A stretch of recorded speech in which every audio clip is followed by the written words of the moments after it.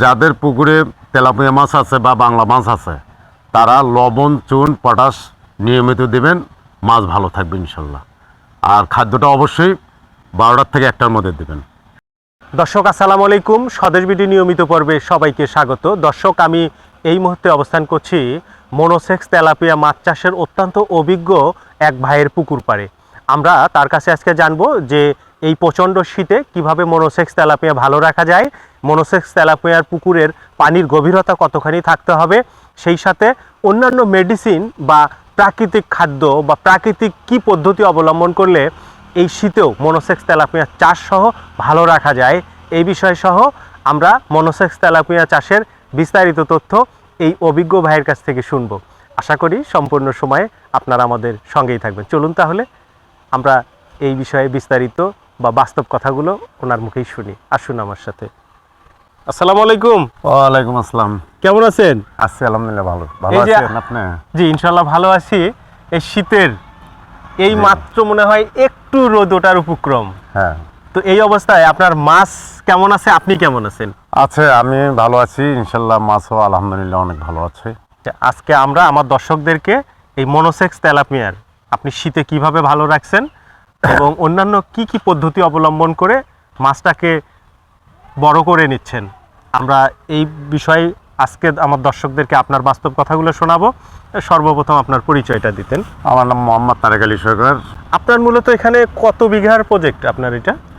আমার এটা 4 বিঘার প্রজেক্ট। মোট কয়টা পুকুর আছে আপনার? 4টা পুকুর আছে।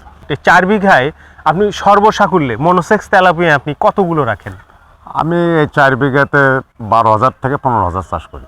আচ্ছা, এর সঙ্গে কি আর কোনো মাছ দেন? হ্যাঁ, বাংলা সব ধরনের মাছই দিই। বাংলা যেমন রুই, কাতলা, মৃগে, আচ্ছা, কালবাউস, মানে সব ধরনের মাছের। এগুলো কি ওই শতক প্রতি রেশিও অনুযায়ী দিতে হয়? হ্যাঁ, শতক প্রতি এসে অনুযায়ী দেওয়া লাগে। আচ্ছা, এতে কি তেলাপিয়া মাছের গ্রোথ বা খাদ্যের কোনো তারতম্য হয় না? না না না, তা হবে না, তা হবে না, কিন্তু তেলাপিয়ার খাদ্য দিয়েই বাংলা মাছ তৈরি হবে। আচ্ছা, তাহলে এবার আমাকে বলেন তো আপনার এখন বর্তমানে তেলাপিয়া কয়টা পুকুরে আছে? এখন আমার তেলাপিয়া আছে 2টা পুকুরে, একটা কালচার করছি আর কি। আচ্ছা আর একটাতে আবার কিছু কিছু ইয়ে করে দিছি। আচ্ছা, আর দুটাতে কি আছে তাহলে? আর 2টাতে সম্পূর্ণ বাংলা আছে। এই বাংলাগুলো আবার পরে ফাটিয়ে দেবো আর কি, সবগুলোতে ইয়ে করে দেবো। আর ওই তেলাপিয়াগুলো সবগুলো আবার পুকুরে সেট করবো, 4টা পুকুরে সেট করবো। আমি যেটা বুঝলাম, আপনি 2টা পুকুরে তেলাপিয়া রাখছেন, এগুলো 4টাতে সমন্বয় করে জি দেবেন। জি জি। এবং বাংলা 2টাতে রাখছেন, এই 2টা বাংলা মাছও আপনি 4টা পরবর্তীতে 4টাতে সমন্বয় করবেন। জি জি জি। আচ্ছা, তাহলে আপনার তেলাপিয়াটার বয়স কত? 1 মাস 4-5 আচ্ছা, দিন। এটা কতটা লাইনে আসছে?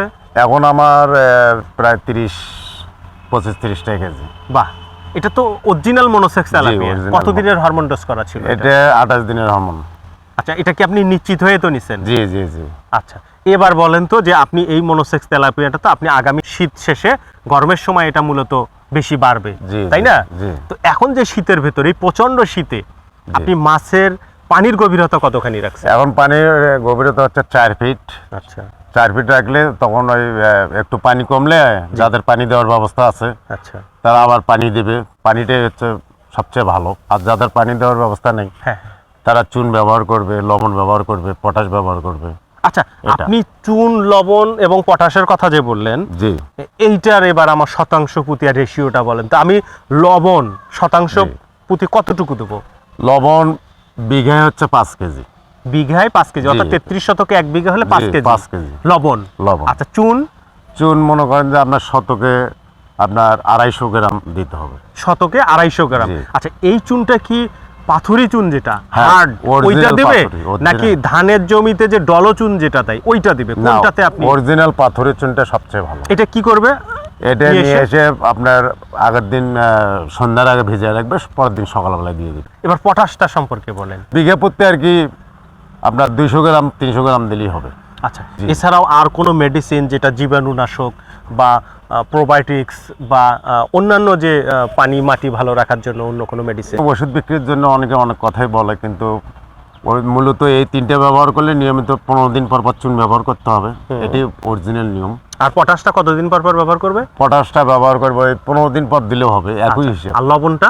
লবণ যেদিন চুন প্রয়োগ করবে তারপরের দিন লবণ দিতে দিবে। হবে। আর এটা তার হচ্ছে কতদিন পর এগুলো- পটাশ দিবে?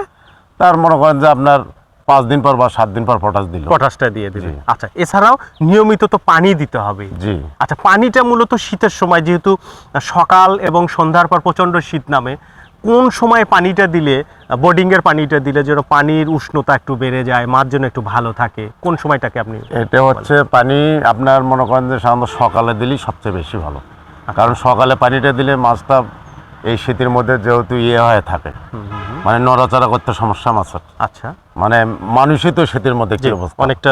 তো সেই জন্য যখন শীত তখনই আপনার পানিটা দিলে সবচেয়ে ভালো।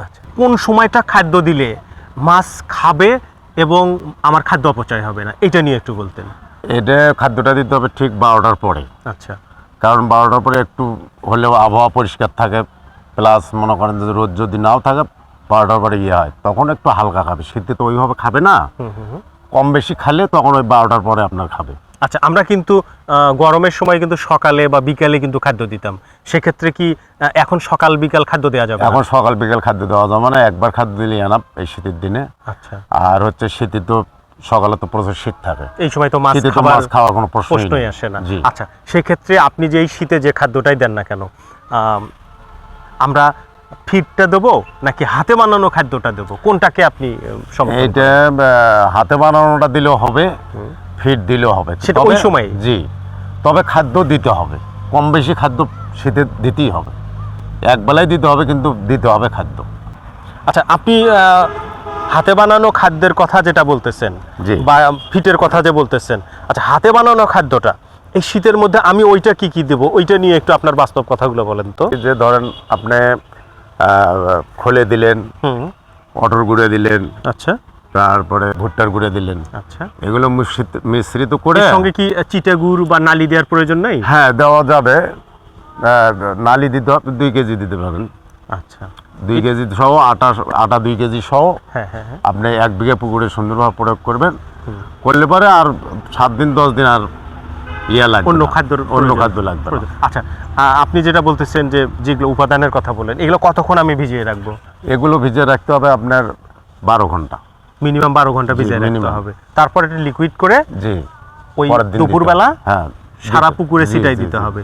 আচ্ছা, এই যে হাতে বানানো খাদ্য যেটার কথা বললেন, এইটা দিয়ে কি মনোসেক্স তেলাপিয়া যেটা বলেন বা বাংলা মাছ যেটা বলেন, এটার কি সঠিক গ্রোথটা পাওয়া যাবে? এটা সঠিক গরুটাই পাওয়া যাবে, কিন্তু আপনার মনে করেন যে ওই কম্পোস্ট দেওয়ার পরে তেলাপিয়া চাষ যারা করবে তাদের হালকা কিছু ফিট মারতে হবে। মোট মাছের কত % আপনার ফিট দিতে হয়? শীতের মধ্যে আপনার পার্সেন্টে যাওয়া যাবে না, শীতের মধ্যে যখন মাছ যদি খায় তাহলে আপনাকে দিতে হবে, মাছ যা খাবে তাই দিতে হবে। তবে এখানে মূলত আপনার 1% খাদ্য হলেই আলাপ এখন শীতের জি, মধ্যে, শীতের মধ্যে। আর শীত ছাড়া অন্য সময়, শীত ছাড়া 4%। অর্থাৎ মোট ওজনের জি, 4% খাবার দিতে হবে ফিট। জি, জি, ফিটটাই জি। হাতে বানানো খাদ্য যেটা দিচ্ছেন এটা ওটা বোনাস। তো বোনাস, ওটা তো সপ্তাহে একদিন দিয়ে দিলেন আপনি। আচ্ছা, আপনি 1 মাস অল্প দিন হয় যে মনোসেক্স তেলাপিয়াটা ছেড়ে দিচ্ছেন, জি, এটা কত লাইনের মাছ ছিল?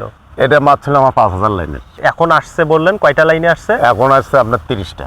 যেমন এই সেটটা উঠবে আমার ঠিক মানুষ যখন এই যে ধান যখন কাটবে তখন আমার এই মানে সেটটা উঠবে। আগামীতে আমাদের যেটা ইরি ধান যেটা জি, আসছে, জি, জি। ওই ইরি ধান যখন উঠবে আপনার মাছও হারভেস্ট হবে, মাছও হারভেস্ট হবে। ওই সময়টাকে টার্গেট রেখে জি, আপনি জি, করছেন। জি। তাহলে মোট কতদিন হচ্ছে, কত মাস? এটা হচ্ছে এখন ধরেন আপনার মোট যাবে 5 মাস 5 মাস। শীতের কারণে, এটা। শীতের কারণে জি, একটু জি, বেশি জি। লাগতেছে। আর গরমে 3.5 মাস। ওই 5 মাস বা 5.5 মাসে আপনার মনোসেক্স তেলাপিয়াটা কত লাইনে আসবে ভাই? এই 5 মাস তখন আমার 2 কেজি আসবে। 2 কেজি জি, আসবে। জি, জি, আচ্ছা, তাহলে তো মাছের গ্রোথটা ভালো হচ্ছে। জি, জি। আচ্ছা, বাংলা মাছটা তখন আপনার কেমন আসবে? একটা বাংলা মাছের ওজন কেমন বাংলা আসবে? মাছ সিলভার ধরেন কেজির উপরে যাবে, আচ্ছা, 1.5 কেজি এরকম আসবে। তারপরে আপনার অন্য অন্য মাছ যেগুলো আছে এগুলো কতটা 3 পোয়া থাকবে, 1 কেজি থাকবে, সব দান মাছ এরকম হবে। আচ্ছা, আপনি এখন যে মাছটা এখানে ছেড়ে দিচ্ছেন, আপনার এই 4টা পুকুরে চাষ হচ্ছে, আপনি কি মনে করেন আপনার এই পুরা ব্যাচটা উঠালে কত টাকা ব্যয় হয় এবং কত টাকা এখান থেকে আয় আসে? যা ইনভেস্ট করবে এটাই লাভ আসবে, তার মানে 50-50 লাভ হবে 50-50 লাভ হবে এই মনোসেক্স তেলাপিয়ার সাথে বাংলা মাছটার কারণে। জি, জি। আপনি কি সেই ধরনের প্রফিট করেন? আমি সেই ধরনের প্রফিটই করি। আচ্ছা, সেই সাথে আমার দর্শকরা যদি আপনার কাছে যদি পরামর্শ চাই, পরামর্শ দেবেন? জি, আমি তো এর আগেও দিয়ে এসেছি, এখনো দিব, সব সময় দেব এটা। আচ্ছা, ইনশাল্লাহ আপনার এই বাস্তব কথাগুলো মেনে শুনে যদি আমাদের অন্যান্য মাছ চাষের উদ্যোক্তারা যদি ভালো করে নিঃসন্দেহে এটা আপনার জন্য সওয়াবের কাজ, সেই সাথে যারা করবে তাদের জন্যও মঙ্গল। তো অবশ্যই। ভালো থাকবেন, আসসালামু আলাইকুম। ওয়ালাইকুম আসসালাম। আবার আপনি আসবেন। দর্শক, আমরা আজকে এই প্রবীণ মাছ চাষের উদ্যোক্তা, ইনি মূলত দেশের বাইরে দীর্ঘদিন ছিল এবং আমরা ইতিপূর্বে শুনেছি উনি কিন্তু দেশের বাইরেও এই মনোসেক্স তেলাপিয়া মাছটা কিভাবে চাষ করে সেটা কিন্তু উনি দেখে আসছেন, এবং ওই বাস্তব কাজগুলোই কিন্তু উনি এখানে প্রয়োগ করে ওনার এই চমৎকার চমৎকার 4টা পুকুরে সুন্দর মাছ চাষ করছেন। তো আমার মনে হয় আপনারা যারা এই ধরনের অভিজ্ঞ মাছ চাষি উদ্যোক্তার পরামর্শ নিয়ে কিংবা জেলা কিংবা উপজেলা মৎস্য অফিসের পরামর্শ নিয়ে পরিকল্পিতভাবে মাছ চাষ করবেন।